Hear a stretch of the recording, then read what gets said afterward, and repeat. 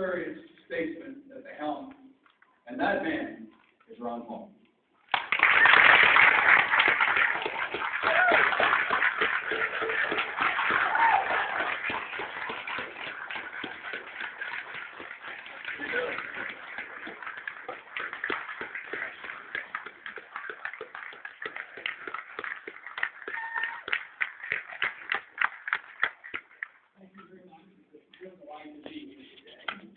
And I haven't mentioned before, I'll be pleased to meet you today. That our campaign has been doing quite well. That usually means the country's not doing very well. So we need to straighten out that mess. One thing I've noticed over the years, but especially in the last 4 years, is there's been a lot more concern about what's happening in the country. Concern about our freedom, concerns about the economy, the concerns about our troops being overboard in these endless wars. Everybody seems to have a lot more concerns. And truthfully, I think most people I meet, especially all the people I meet in Washington, really want to do something to help.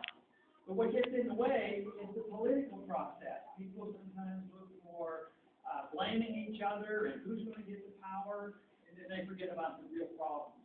And that's why not much is being done. But ultimately, I think where we run into trouble in solving our problems is basic misunderstanding of economic policy. And that's a real fundamental for me.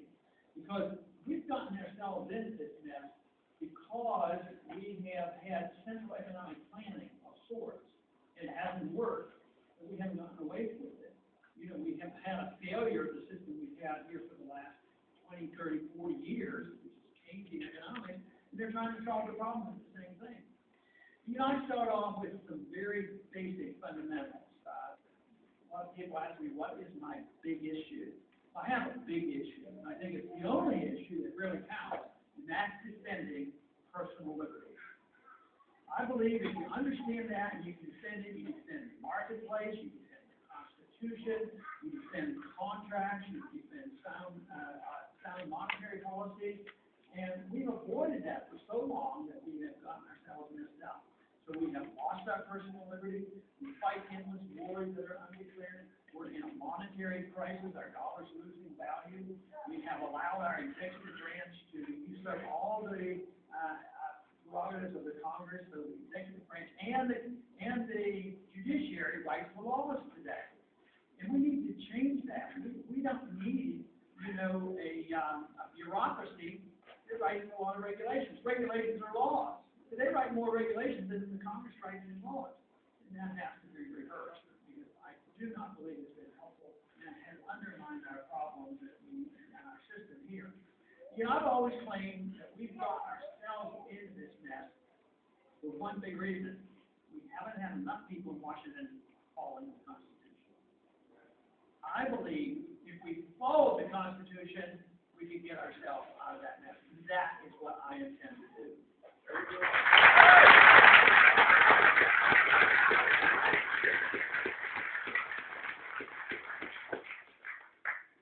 I spent most of my adult life in medicine, practicing like that.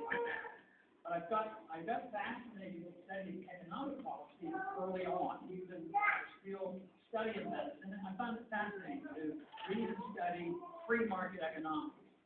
And to simplify it, we haven't had free market economics in a long, long time. We haven't had a sound currency because the Constitution says that only gold and silver can be legal tender. Now, today, if you use gold and silver as legal tender, you could be put in jail. And you know, there's a law against counterfeiting. And who are the counterfeiters? Those people in the Federal Reserve. Maybe we ought to put a few of them in jail.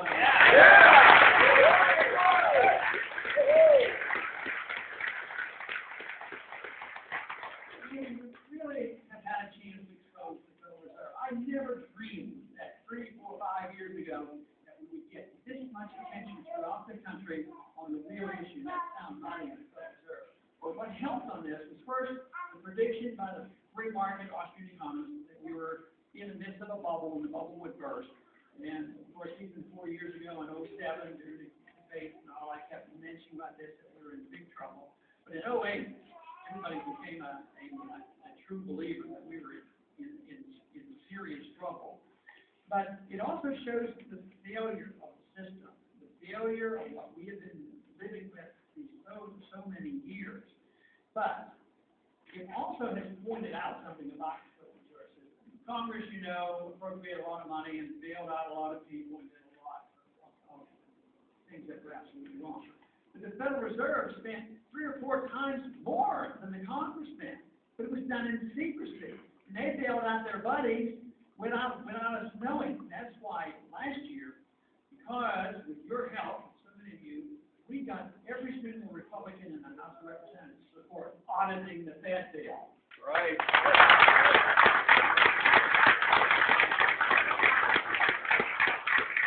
Although you got that passed in the House, we didn't pass it in the Senate, but we did get some auditing done in the Fed, and it does reveal a whole lot. They spent 1/3, if not over like $3.5 trillion that they churned through the system. It was done in secrecy, no appropriation, no authorization, no knowledge of the Congress. They wanted to keep it completely secret. And 1/3 of what they did was to oversee things. You talk about globalism and internationalism at its worst. It's when we lose control of our system, when we allow a Federal Reserve in secret to create money and credit to bail out their friends, not only on Wall Street, but their friends around the world. It's time for a change. And it's time we go further into the Federal Reserve, and it's time to have sound money, and it's getting awfully close to the time we actually get rid of the Federal Reserve System.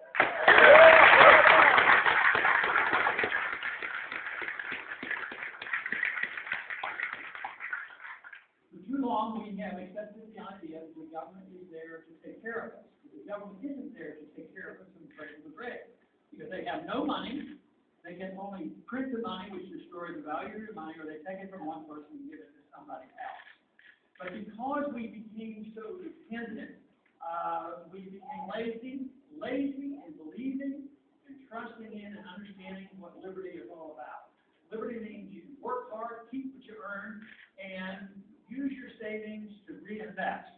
But today, it doesn't work that way. People work hard when they can get a job. Sometimes they try to start a business, and then they make some money, but then the government comes and takes the money from you. And this is the reason why I think the income tax is based on a fallacy. The income tax is based on the fallacy that even if it's 1%, the fallacy is the government assumes everything you earn is the government, and they allow you to keep a certain percentage. Right now, for a lot of people, 30 and 40%, and it's way too high. So very simply, if we had a proper size government, a constitutional government, we wouldn't even have to have an income tax. We don't need it.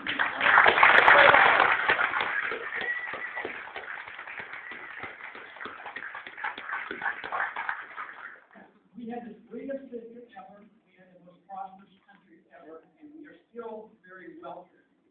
But like an individual who is living beyond his means and borrowed money to buy a couple cars and a boat and a house, and getting into trouble and just gets another credit card, eventually that comes to an end, and that's what's happening to us in the country. The amount of wealth that we have in this country today is based really on borrowing when you look at it in a global sense, in an entirety. Because we have become the greatest debtor in the history of the world. We owe over $3 trillion to foreigners. So when you work and pay your taxes, they're paying interest to somebody not even in this country. And this is not the best way to run an economy by doing this. But what happened though is that we lost our confidence. We didn't protect the free market and individuals found money, and the country was still prosperous. And then because we had the world currency, people continued to trust the dollar. They still, to a large degree, trust the dollar.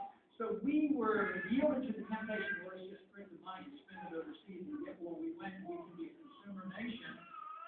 But there's a limit to it. When the debt gets too big and they put loan in money, then we get into trouble. And also, when you deliberately weaken a currency, capital leaves the country. The jobs leave the country.